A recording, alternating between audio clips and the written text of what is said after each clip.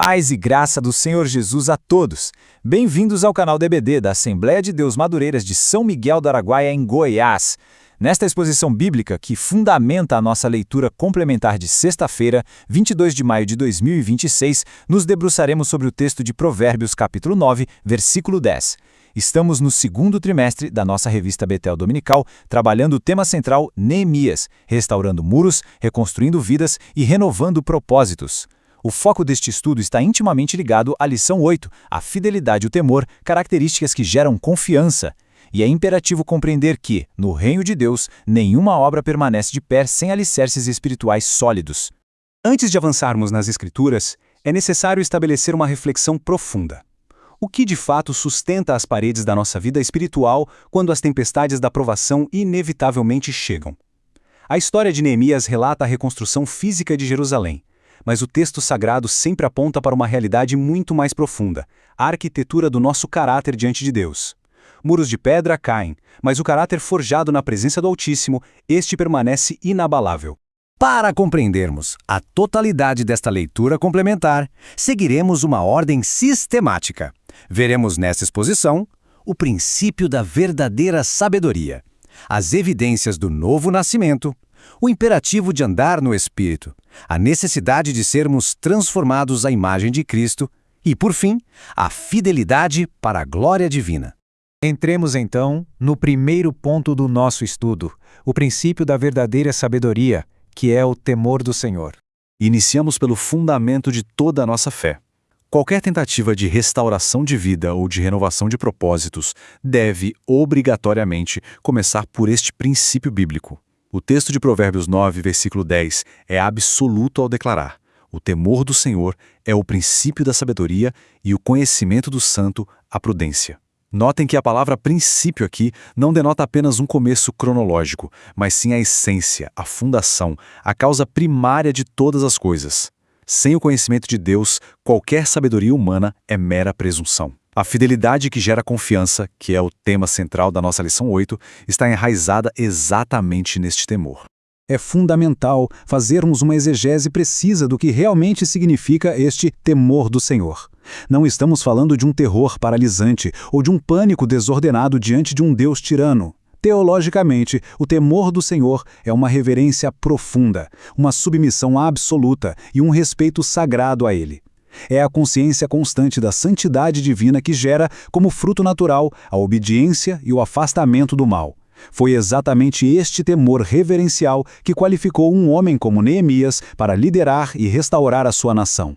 Diante desta definição bíblica, uma autoanálise se faz necessária para cada um de nós.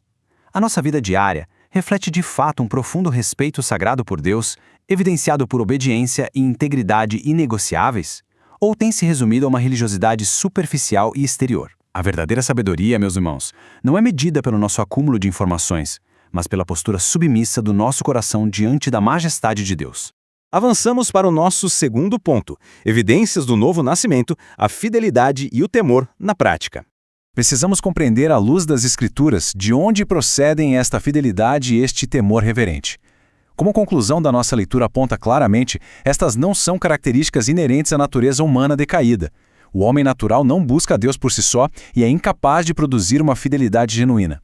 A nossa literatura doutrinária destaca de forma incisiva que a fidelidade e o temor devem caracterizar aquele que já nasceu de novo.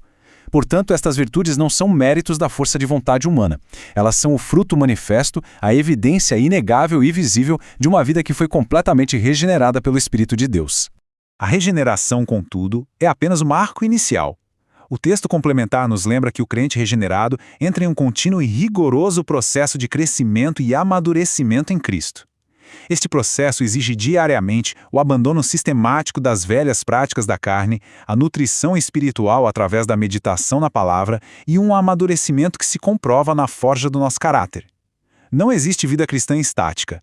Ou há um crescimento constante rumo à fidelidade, ou há retrocesso espiritual. A nossa santificação deve ser visível. E aqui cabe um questionamento muito sério. As pessoas que convivem conosco nos nossos círculos sociais, profissionais e familiares conseguem enxergar as evidências claras do nosso amadurecimento espiritual através de atitudes diárias de fidelidade? Lembremos sempre de que a nossa confiança é atestada e confirmada pelas nossas obras de justiça. O que nos leva ao nosso terceiro ponto: o imperativo de andar no Espírito, o verdadeiro motor da nossa santificação. Para que este crescimento espiritual não seja sufocado, a Escritura estabelece uma condição inegociável. A lição cita o apóstolo Paulo na carta aos Gálatas, capítulo 5, versículo 25. Se vivemos no Espírito, andemos também no Espírito. Há aqui uma lógica teológica profunda e incontestável. Viver no Espírito refere-se à nova vida que recebemos na justificação. Trata-se do fato de que o Espírito Santo agora habita em nós. Contudo, andar no Espírito é um imperativo ético, prático e diário. É a prática contínua de alinhar cada passo e cada decisão com a direção daquele que nos deu vida. E andar no Espírito exige uma disciplina espiritual rigorosa. Envolve, primariamente, uma submissão incondicional e diária à autoridade inerrante da Palavra de Deus. Em segundo lugar, exige a renúncia deliberada das inclinações pecaminosas da nossa carne. E, finalmente, requer uma prontidão absoluta para obedecer imediatamente à direção do Espírito Santo. Sem esses três elementos ativos, a fidelidade exigida para a restauração dos nossos propósitos divinos simplesmente desaparece. Todo cristão está invariavelmente sendo guiado por algo ou alguém. É necessário examinarmos a nossa conduta de perto. Quem, de forma verdadeira e inquestionável, dita o ritmo dos nossos passos diários e as nossas decisões mais íntimas? São as nossas próprias vontades e conveniências, ou é a submissão silenciosa e reverente à direção soberana do Espírito Santo? Passamos ao nosso quarto ponto: transformados à imagem de Cristo, o destino supremo de todo cristão. Vejam bem, o temor do Senhor, o novo nascimento e o caminhar no Espírito não são fins em si mesmos. Eles apontam para um alvo superior. A carta aos Romanos, capítulo 8, versículo 29, declara o propósito eterno de Deus para a vida dos seus eleitos, para serem conformes à imagem de seu Filho. O processo de amadurecimento cristão visa única e exclusivamente esculpir o caráter de Jesus Cristo em nós. Cada muro espiritual que é restaurado, cada propósito que é renovado na nossa vida, tem como objetivo nos tornar mais e mais parecidos com o Mestre em sua fidelidade inabalável e submissão ao Pai. O contraste teológico e prático aqui é abismal.